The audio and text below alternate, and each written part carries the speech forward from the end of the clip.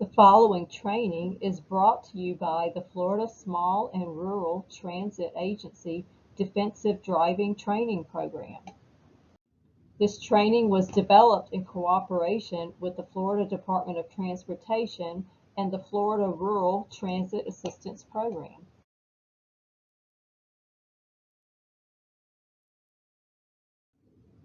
So what does it mean when we say defensive driving?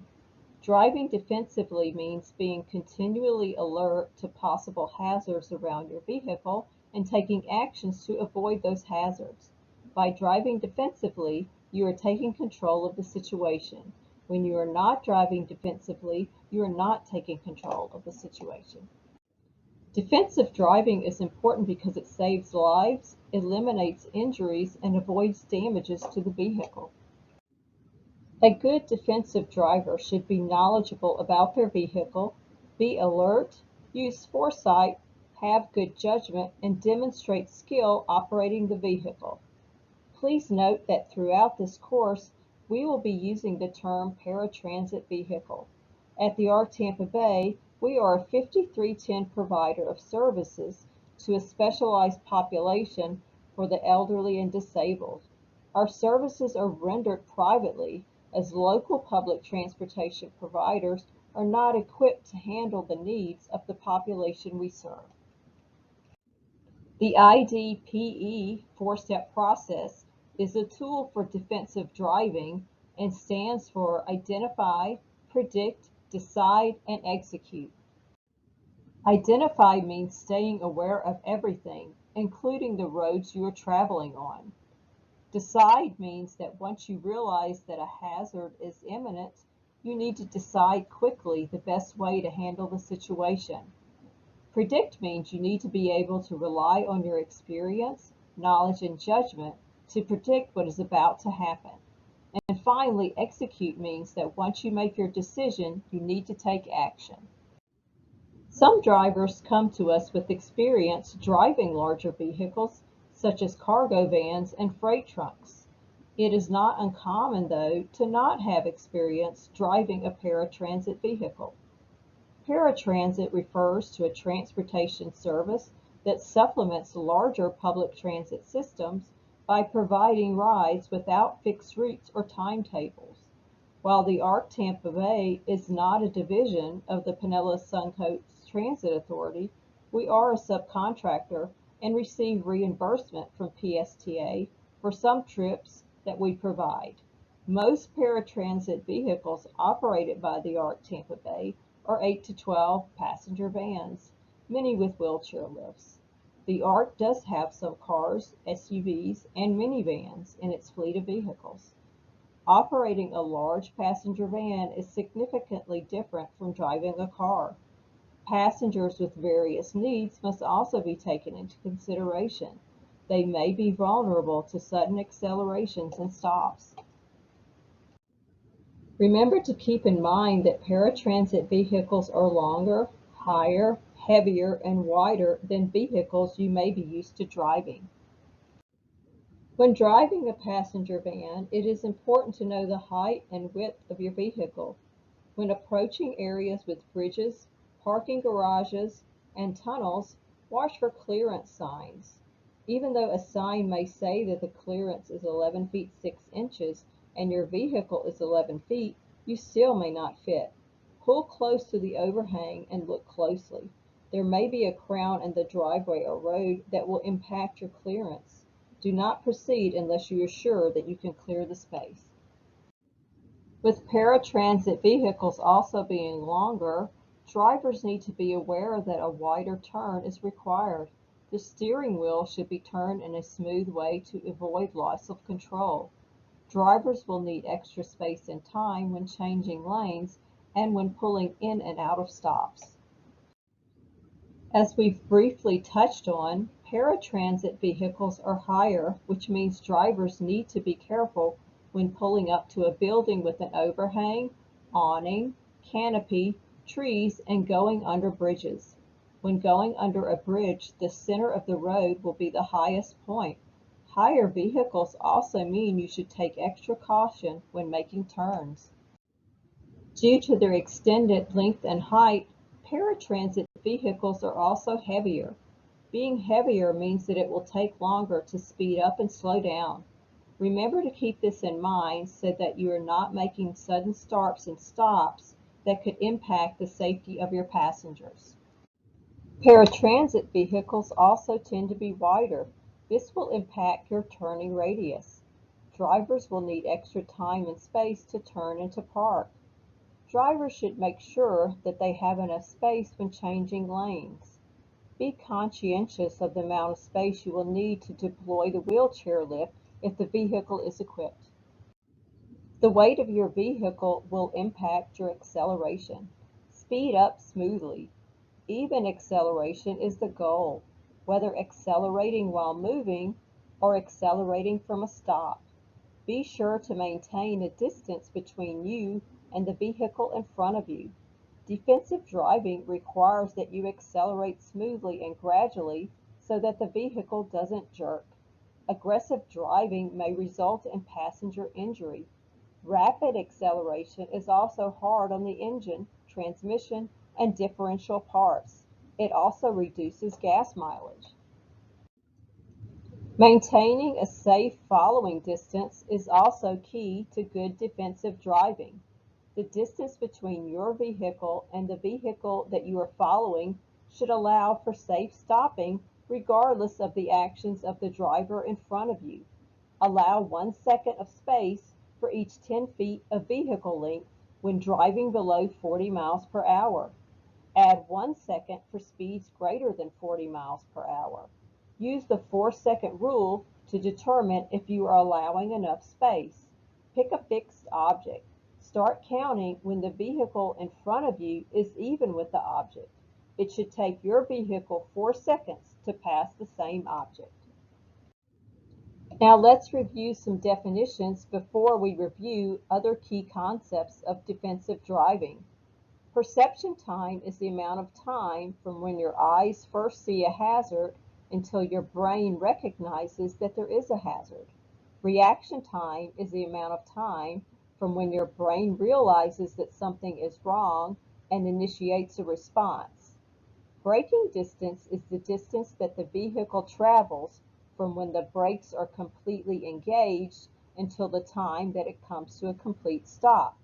And stopping distance is the total distance that a vehicle travels from the time your eyes first see a hazard until the vehicle comes to a complete stop.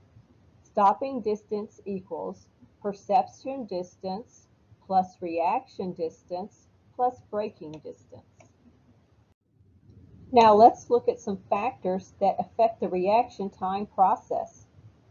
Drivers will have the best possible reaction time in situations where they might anticipate that an unexpected event will happen, such as heavy traffic. The driver is alert and therefore more likely to be prepared to brake. In these situations, the reaction time may be as short as 0.7 seconds, with 0.5 seconds being the perception time and 0.2 seconds being the actual movement time. In surprise scenarios, when the driver is less attentive and not anticipating any unexpected events, the reaction time is substantially different. At the best guess, surprise creates a perception time of 1.2 seconds and a movement time of 0.3 seconds, with 1.5 being the actual reaction time. We have yet to take into account the actual braking distance in either of these scenarios. When we compare two scenarios with the same speed and same road conditions, we can see the significant differences in reaction time for drivers anticipating unexpected events versus drivers surprised by unexpected events. When braking your vehicle, the required time to stop increases greatly as your speed increases. The safety and comfort of the passenger should be kept in mind. Hard braking makes passengers uncomfortable. Elderly and disabled passengers may be injured easily. Hard braking can also result in rear-end collisions. Florida is #1 in the nation for rear-ended collisions. When taking a curve, Slow down to a safe speed before you enter. Drive at a constant speed throughout the curve and accelerate back to a safe speed coming out. Before taking the curve, you should brake in a steady, light manner. Hard braking or using more force than necessary is uncomfortable for your passengers. It also generates more heat on the brakes than light braking. Choosing the right gear and speed will prolong brake life and reduce the chance of brake fade caused by a buildup of heat in braking surfaces. As a driver, you should be prepared to appropriately brake the vehicle in an emergency. If a situation calls for you to brake swiftly, do so in a way that will allow the vehicle to continue traveling in a straight line. Use either the controlled or stab braking method. Controlled braking means applying the brakes as hard as you can, but without locking the wheels. Keep the steering wheel movement small. If you need to make a larger steering adjustment, or if the wheels lock, release the brakes. Stab braking means applying the brakes firmly and releasing them when or if the wheels lock up. As soon as the wheels start rolling, fully reapply the brakes again. It can take up to a full second for the wheels to start rolling again after release. If you reapply the brakes too soon before the wheels start to roll, the vehicle won't straighten out. An anti-lock braking system does not require the stab braking method. This system does this for you automatically, so you should apply constant steady pressure to the brakes. Be sure to familiarize yourself with the vehicle you will be driving and learn what type of braking system is used on the vehicle. Braking on a flat tire requires a different approach. When braking for a flat tire, unless there is an immediate danger of a crash, stay off the brakes until the vehicle has slowed. Then brake gently, pull off the roadway and stop.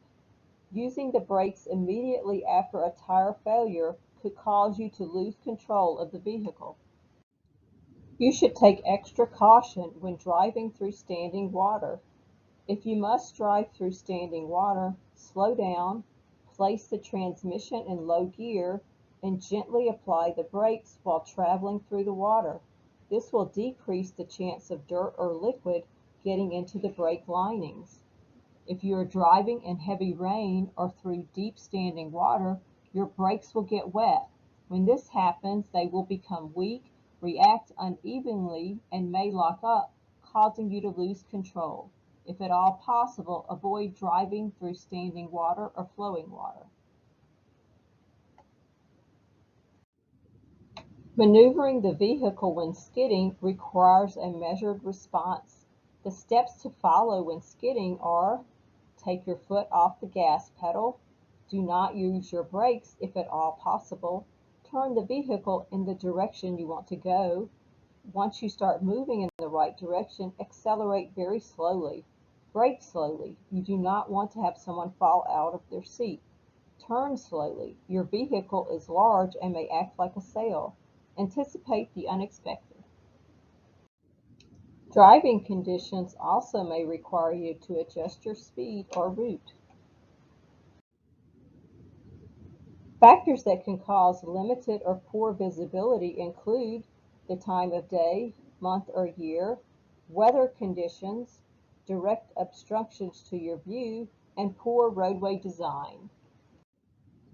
During peak hours, be aware of being cut off and having to make a sudden stop. Driving in traffic requires always staying alert to where your vehicle is in relationship to other vehicles and the road, anticipating what other drivers will do, being prepared for traffic signs and signals, leaving extra space, and exercising patience. During the school year, be on the lookout for school zones, frequent stops following buses, and children crossing the street. In Florida, seasonal traffic is heavier during spring breaks, summer months, and winter months. Drivers may not be aware of state driving laws. Sun glare can limit your visibility. Be sure to slow down, Adjust your visor, use sunglasses, and look slightly to and away from the direct sun. When driving at night, you should use high beams when appropriate. Slow down, increase your following distance, dim your dashboard. Be sure to watch for road obstacles, pedestrians, animals, tree limbs, trash cans, parked cars, and road signage. When driving in adverse weather, turn on your lights and windshield wipers. Slow down and be prepared to stop or pull over. Increase your following distance and stay aware of changing conditions. If they deteriorate, take appropriate action. In Florida, the roads may become slippery after a rain due to oil. If you drive on unpaved roads, watch out for standing water and mud. Be prepared to take an alternate route. When driving in strong winds, slow down. Paratransit vehicles are more likely to be impacted by high winds. Vehicles will sway more on bridges due to high winds. The National Weather Service says that winds of 30 miles per hour will make it difficult to drive high-profile vehicles. If wind speeds are higher than 40 miles per hour, it's best not to drive high-profile vehicles. Hydroplaning is usually caused by too much water between your tires and the road, which can cause your tires to lose contact with the surface and subsequently lose traction. Contributing factors include vehicle speed, tire tread depth, and depth of the water. When driving on multi-lane roadways, remember your vehicle size, be aware of where you are in your lane, and be prepared for other drivers to change lanes unexpectedly without using their turn signals. When merging into expressway traffic, signal at least 150 feet before entering the expressway. Give a more advanced warning when you are driving at higher speeds. Try to smoothly pick up speed in the acceleration lane to match the flow of traffic on the expressway. Look in your mirror for a sufficient gap in the traffic to allow you to merge.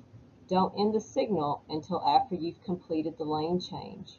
Once you merge, use the 4-second rule to reestablish following distance. For safe lane changes, travel in the curbside lane whenever possible. Check your mirrors for clearance. Once you decide to change lanes, apply your turn signal 5 seconds before the beginning of the lane change. Once complete, check your mirrors again and turn off signals. When passing other vehicles, only pass other vehicles when you believe it is safe to do so. Check your mirrors on both sides, look both ways before you pass, signal at least 100 feet before changing lanes, and change lanes slowly. Others may be changing lanes at the same time. When exiting an expressway, signal at least 250 to 300 feet before the exit. Check your mirror, then move into the exit lane as early as possible. Try to avoid slowing down on the expressway itself. Once in the exit lane, begin slowing to below the posted maximum, but above any posted minimum for that lane. When making a left turn, start the turn when the front of your vehicle lines up with the center line of the intersecting street. Scan and keep your head and eyes moving while turning. Use your mirrors to check clearance. When making a right turn, check that you are able to see clearly down the street onto which you are turning. Then start the turn when the front wheel of your vehicle is in line with the curb on the intersecting street. Scan and keep your head and eyes moving while turning. Use your mirrors to check clearance. For emergency vehicles, Florida law requires you to move over a lane when you can safely do so. If you can't move over or when on a 2-lane road, slow to a speed that is 20 miles per hour less than the posted speed limit. Preparing for events by conducting drills allows us as an agency to determine the role that transportation will play and how to better ensure the safety of our passengers in the event of an emergency. During emergency management and evacuation events, additional support may be required in areas affected by the event. Understand your organization is essential personnel. Anticipate an increase in traffic, objects in the road, and flooding. During a pandemic, make sure your vehicle is equipped with appropriate PPE.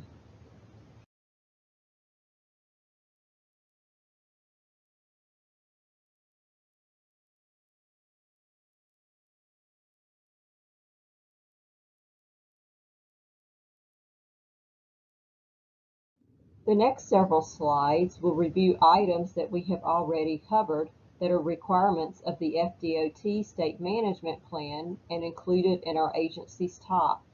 These items include vehicle inspections and the wireless communication policy. We will review the accident investigation process in another module. As a reminder, below is a list of items that are inspected as part of daily pre-trip inspections as required by the Florida State Management Plan. Our policy for personal wireless communications is also an FDOT requirement. Accident investigations are also a requirement of the State Management Plan and will be reviewed in another module.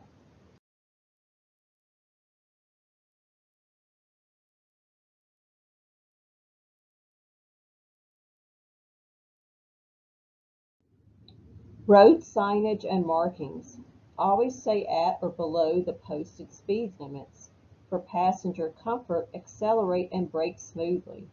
Be on the lookout for area-specific signage such as medical providers and shopping centers. When navigating turns, understand how the vehicle will turn. Reduce your speed before you enter your turn. The larger the vehicle, the more it will tilt when turning. Always check your mirrors before, during, and after your turn. When navigating a turn, a good rule of thumb is that when the edge of the road you are turning onto is in line with the back of your seat, you can turn without hitting the curb. Understand that the sharper and faster the turn, the more likely your passengers may get injured. Backing up the vehicle can be very dangerous and should only be done when absolutely necessary. If you must back up the vehicle, you should do the following. If possible, use another staff as a spotter to alert you of potential hazards. Walk around the vehicle prior to backing up to assess any hazards or obstacles. Before backing up, check carefully in all directions, including the rear. After checking, turn on the four-way flashers. If you are in a van or bus that does not have a backup alarm, begin honking the horn and continue to give short, continuous beeps on the horn while in motion. Scan back and forth in both mirrors while backing up to confirm clearances. Roundabouts are not always designed with buses or trucks in mind. Enter at a reduced speed. Stay in the curbside lane. Slow down. The speed limit is for cars, not buses. Always use your turn signals. Constantly check your mirrors and exit slowly. Railroad crossings. Any driver or pedestrian approaching a railroad highway grade crossing must stop within 50 feet, but not less than 15 feet from the nearest rail of the railroad when the warning devices are flashing, the crossing gate is lowered, a human flagger is warning of an approaching train, or an approaching train is clearly visible. Listen and look in both directions for oncoming trains. If necessary, open the passenger door or window to see or hear approaching trains. When stopped for a passing train, do not proceed across the tracks until you make sure there isn't another train coming from the other direction.